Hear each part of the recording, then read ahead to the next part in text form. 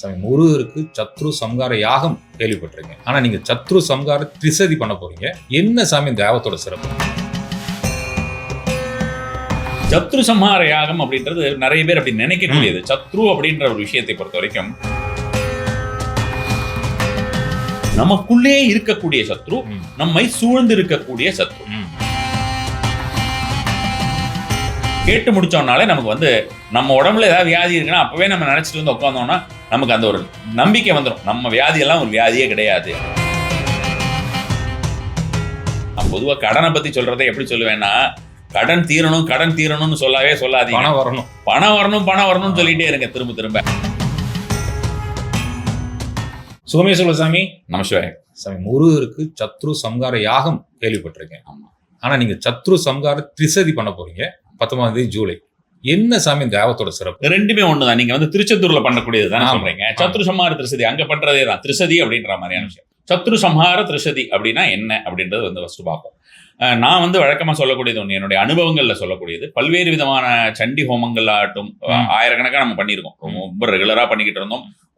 அந்த கொரோனாவுக்கு முன்னாலாம் பாத்தீங்கன்னா எல்லா மடங்கள்ல நம்ம இடம் வாங்கி பொதுமக்களுக்காக கட்டணம் இல்லாமல் ரொம்ப நிறைய பண்ணியிருக்கோம். ஒவ்வொரு அமாவாசைக்கும் பண்ணிக்கிட்டு இருந்தேன். அதுக்கப்புறம் இந்த கொரோனா டைம்ல அது முடிஞ்சதுக்கு அப்புறமே மக்கள் சூழறாங்கன்னு யாரும் கொடுக்கறதுக்கு யோசிக்க ஆரம்பிச்சதுக்கு அப்புறம் அதை கொஞ்சம் ஸ்டாப் பண்ணோம். அந்த மாதிரி பண்ணாங்க. இப்ப திரும்பியுமே கடந்த ஒரு 6 மாதங்களாக பண்ணிக்கிட்டு இருக்கோம்னு வச்சுக்கோங்களேன். எல்லாருக்கும் கட்டணமின்றி வரக்கூடிய அன்பர்கள் எல்லாருக்குமே பார்க்கலாம். ஸோ இதுல என்ன ஒரு விசேஷம் அப்படின்னு பாத்தீங்கன்னா, எல்லாம் நம்ம பலர் இருக்கிறாங்க. இப்போ முருகர் அப்படின்னு பார்த்தோம்னா அவரை யாரும் ஒருத்தர் சொந்தம் கொண்டாட முடியாது. நிறைய பேர், எவ்வளவோ பேர் பார்த்தோம்னா நான் அவ்வளவு நபர்களுமே முருகருக்கு உண்டான ஒரு போற்றிகள் எல்லாருமே பண்ணியிருக்காங்க. நிறைய மந்திரங்கள் இயற்றியிருக்கிறார்கள். அப்படி எல்லாம் பார்க்கும்போது ஒவ்வொரு தருணத்துல நம்ம ஒரு விஷயத்தை, திருப்புகழாகட்டும், ஒவ்வொரு விஷயத்தை எடுத்துட்டு இது இருக்கிறதுலே ரொம்ப பெருசு, இது ரொம்ப இருக்க பெருசு.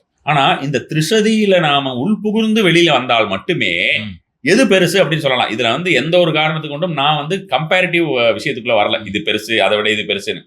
அனுபவம் அப்படின்னு அந்த அனுபவம் முருகரை அனுபவிக்கணும்னா இதுக்கு வரலாம்.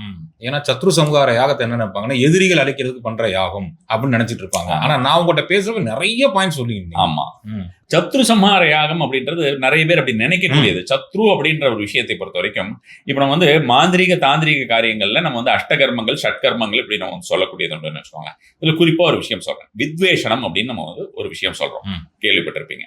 வித்வேஷனம் அப்படிங்கிறது மனிதர்களை பிரிக்கிறதுக்கு இப்ப யூஸ் பண்றாங்க. ஒருத்தரையும் பிரிக்கிறதுக்கு இப்ப யூஸ் பண்றாங்க. ஆக்சுவலா இந்த மாந்திரிகம் தாந்திரிகம் இந்த மாதிரியான விஷயங்கள் எல்லாமே மருத்துவத்திற்கு உபயோகப்படுத்தியது. வைத்தியர்கள் அந்த காலத்துல எல்லாம் பாத்தீங்கன்னா கொஞ்ச காலம் முன்னால வரைக்கும் வைத்தியர்கள் ஜோதிடம் சொன்னார்கள், ஜோதிடர்கள் வைத்தியம் செய்தார்கள். அப்படித்தான் இருந்தது.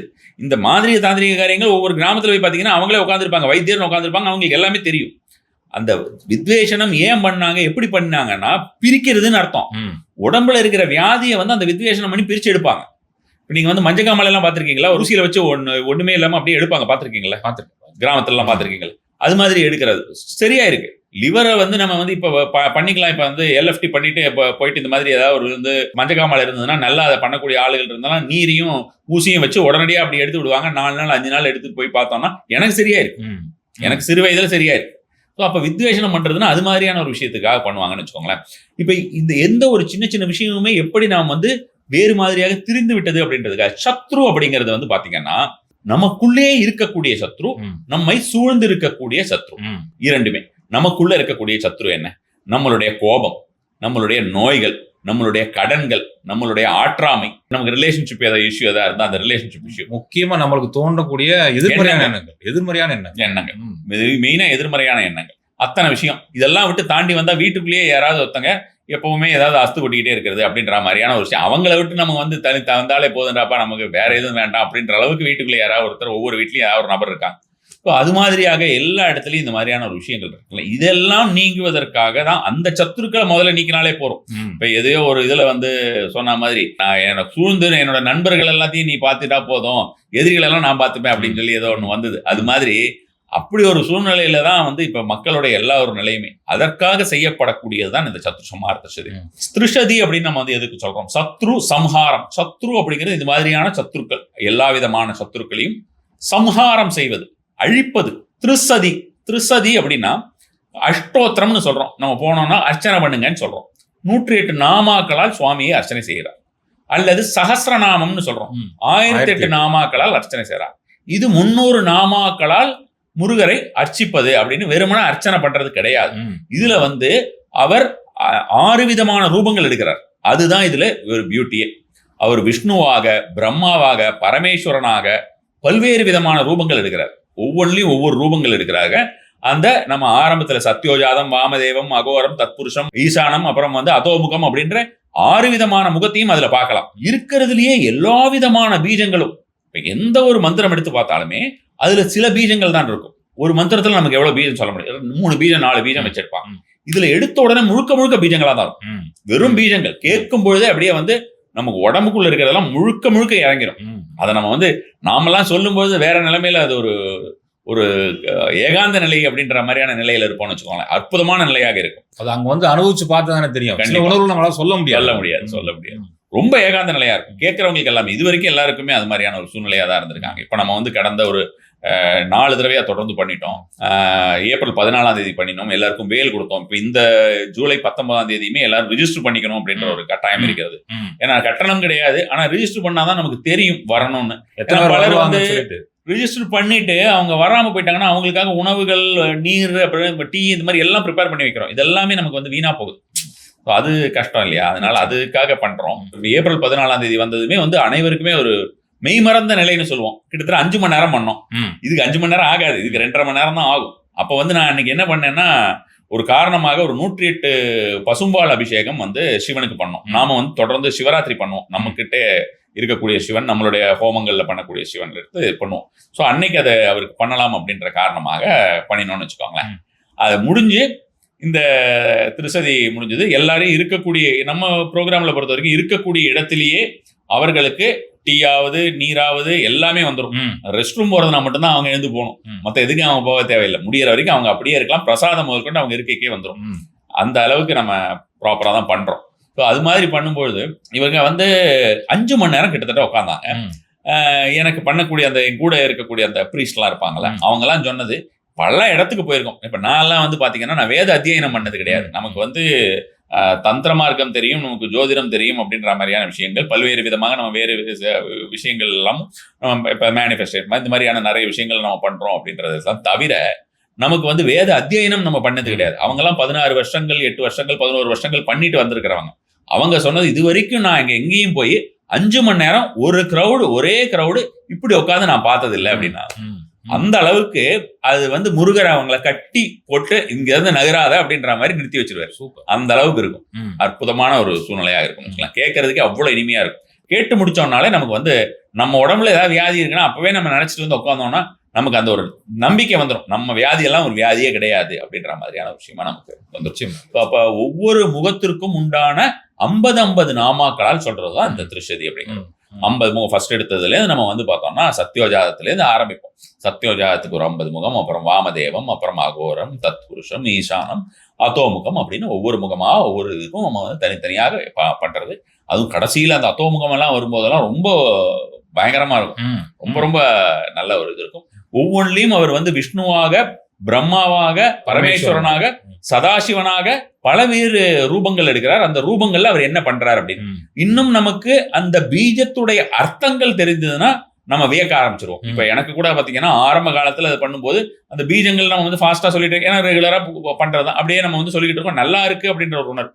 அப்போ ஒவ்வொன்றுத்துலயும் இவங்க இவ்வளவு பீஜத்தை போட்டிருக்காங்களேன்னு ஒவ்வொன்றையும் நம்ம வந்து என்னென்ன முகத்துக்கு இப்படியான பீஜங்கள் பண்ணிருக்காங்கன்னா நம்மளோட 7 சக்கராஸை கிளீன் பண்ணி விட்டுரும். 7 சக்கராஸ்க்கு உண்டான மந்திரங்கள் எல்லாம் அதுல இருக்கு. 7 சக்கராஸை கிளீன் பண்ணி விட்டுரும். உனக்கு வந்து எனக்கு வந்து இந்த மாதிரி எனக்கு இதுக்கு மேல எனக்கு வியாதி அப்படின்னா சத்ருன்னா நீ வாயத்துடன் சொல்ல முடியாது. அதுல ஈடுபட்டோம்னா அது சொல்லவே முடியாது. அத்தனையும் நீங்கிடும். டோட்டலா அத்தனை விஷயங்களுமே அது இருக்கு. அவர்கள் வரக்கூடியவர்கள் வந்து எந்த அளவுக்கு அந்த ஒரு முருக பக்தியோட அவங்க உட்காந்து கேட்கறாங்க ஒரு விஷயமா அதை வந்து பார்த்துட்டு அவங்க பிரார்த்தனை பண்ணிக்கிறாங்கிறதெல்லாம் இருக்கு. ரொம்ப அற்புதமான ஒரு விஷயமா இருக்கும். நிச்சயமா சாமி. வர்றதுக்கு முன்னாடி இல்ல வந்ததுக்கு அப்புறம் ஏதோ பண்ண வேண்டியது. ஏன்னா நேற்று ஒருத்தர் நான்வெஜ் சாப்பிட்டுருப்பாரு, அவர் இங்க வந்திருப்பாரு, இல்ல வர்றதுக்கு முன்னாடி சாப்பிட்டு வந்திருப்பாரு.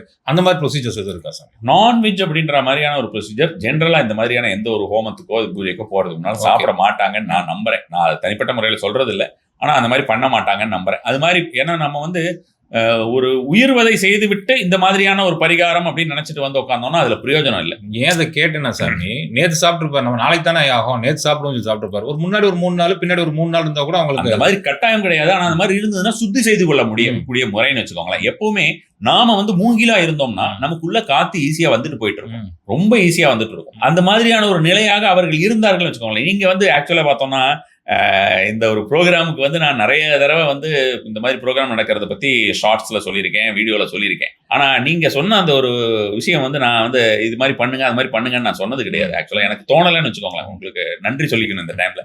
என்னன்னா வரக்கூடியவர்களுக்கு அந்த அளவுக்கு அவர்கள் வந்து ரொம்ப அவங்க கிளீனா இருக்கிறாங்க. அவங்க வந்து ஃபுல்லா அவங்க ஒரு 3 நாள் முன்னால அவங்க அந்த அசைவங்கள், அதுக்கப்புறம் ஒரு 3 நாள் அசைவங்கள் அப்படின்லாம் நிறுத்திட்டு வராங்க.